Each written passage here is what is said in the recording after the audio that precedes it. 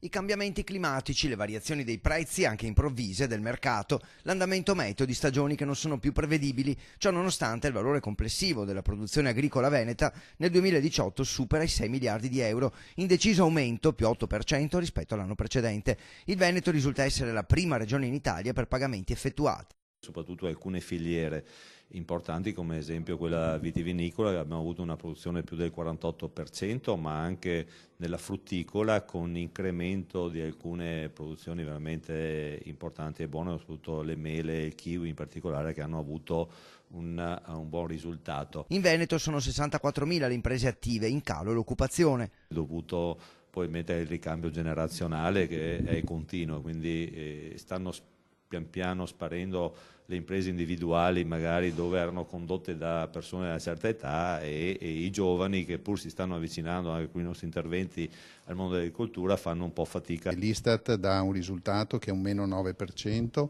ma bisogna capirlo e interpretarlo rispetto all'anno precedente.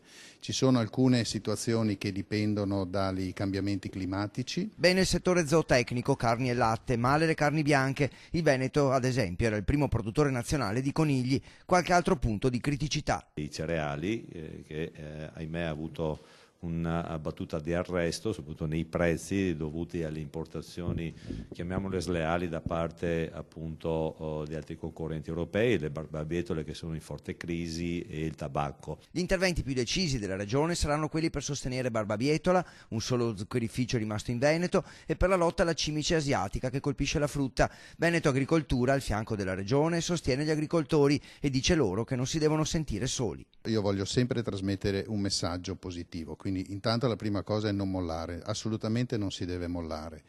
Vedo che c'è una trasformazione progressiva nelle imprese, meno imprese individuali e più imprese di capitali, questo è sicuramente un passaggio assolutamente determinante, perché questo permetterà di avere le risorse, maggiori risorse